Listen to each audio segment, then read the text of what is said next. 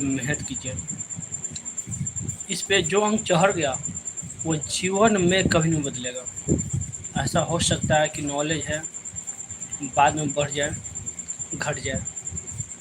और आप लोग के लिए एक और बात, ऑब्जेक्टिव कहाँ से तैयारी करें? 10th क्लास के, 12th क्लास के, तो पीडीएफ खरीदने की ज़्यादा टाइम नहीं लगेगा।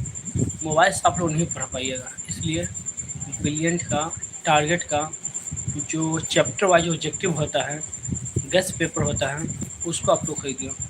अधिकांश जो टीचर हैं उसी से क्वेश्चन सेट करते हैं, उसी से पढ़ाते हैं।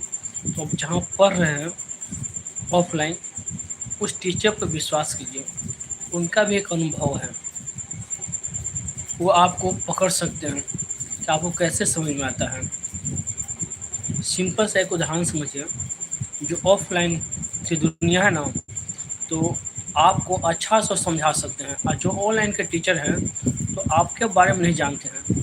इसलिए जो आप लोग मैट्रिक या इंटर के एग्ज़ाम देने वाले हैं, आप लोग 2 किताब जरूर रखिए, एक ऑब्जेक्टिव का और एक गेस्ट पेपर, मॉडल पेपर।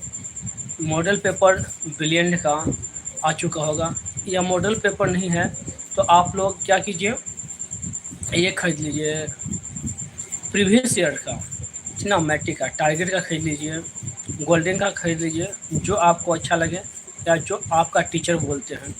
तो ऑब्जेक्टिव में 2 बुक, दोनों में से कोई एक ले सकते हैं। टारगेट लीजिए या ब्रिलियंट लीजिए। टारगेट में क्वेश्चन कम रहता है, सटीक रहता है, और दूसरा है ब्रिलियंट। तो ब्रिलियंट में बहुत अधिक मात्रा में क्वेश्चन आता है, आपका नॉलेज ग्रेस कर देगा वो, ठीक ना। मतलब उसमें इतना क्वेश्चन आता है कि भविष्य में आप किसी का एग्ज़ाम देना चाहते हैं, जैसे पॉलिटेक्निक का, पैरामेडिकल का, ठीक ना, तो टारगेट से अच्छा बुक है वो ब्रिलियंट है। और आप लोग कहाँ कहाँ से जुड़े हुए हैं थोड़ा कमेंट कीजिए तो, ठीक ना। और आप लोग मतलब किस थ्रू हमसे जुड़े हैं, पढ़ाई के थ्रू जुड़े हैं या शॉर्ट वीडियो के थ्रू जुड़े हैं, ये भी बतलाइए। कोई डाउट हो पढ़ाई के थ्रू जुड़े हैं तो, जैसे कौन सा बुक खरीदें, कौन सा बुक अच्छा रहेगा, ऑनलाइन में कौन सा सर का मतलब वीडियो देखें, ये सभी। तो मेरा मानना है कि ऑनलाइन पर ज़्यादा ध्यान नहीं दीजिए। ऑफलाइन जो पढ़े हैं, जो आपका खुद से लिखा हुआ नोट्स है, बुक जो रीडिंग दिए हैं, उस पर ध्यान दीजिए, ठीक ना। वो टीचर जो है जो आपको ऑफलाइन पढ़ा रहे हैं, तो आपको पूरा कमजोरी जानते हैं, आपके बारे में जानते हैं कि आप कैसे समझ सकते हैं। ऑनलाइन दुनिया का टीवी मतलब एक पिक्चर की तरह दिखा दिया गया, आप समझ रहे हैं नहीं समझ रहे हैं उससे कोई मतलब नहीं है।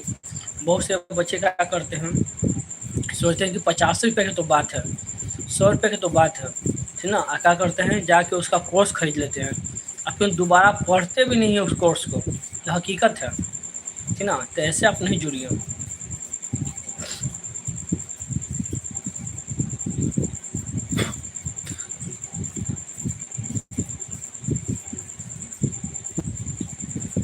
तो इस तरह से नहीं होता है, मेहनत करने पड़ता है भाई। जो आपके माता पिता हैं वो दिन रात सपना देख रहे हैं कब आप सफल होइएगा। सफल का अर्थ क्या होता है, अपने लक्ष्य की प्राप्ति करना। आपका जो लक्ष्य है उसको पा लेते हैं तो आप सफल व्यक्ति कहलाते हैं। यदि आप लक्ष्य को प्राप्ति नहीं कर पाते हैं तो आप असफल व्यक्ति हैं। तो लक्ष्य प्राप्ति करने के लिए एक ही साधन है, मूल मंत्र है, पहला धैर्य, आपको धैर्य रखने पड़ेगा। दूसरा है मेहनत, और तीसरा है अपने आप पर विश्वास।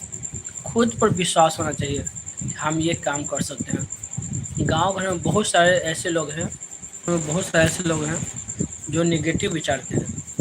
यदि आप कह देते हैं कि हम आईपीएस के पढ़ाई करने के लिए दिल्ली जा रहे हैं, तो कहें कि थोड़े से आईपीएस निकलेगा, नहीं निकलेगा, लेकिन नॉलेज तो हो जाएगा कि आईपीएस में क्या पढ़ना है, हमें कहाँ कमी रह गया, इसे गाइड कर सकते हैं। आप अपने बच्चों को भविष्य में गाइड कर सकते हैं। तो इसलिए नॉलेज कहीं बेकार नहीं जाता है।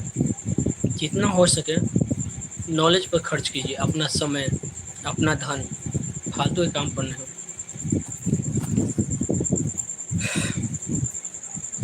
छोटे छोटे बात हैं जो आपको सफल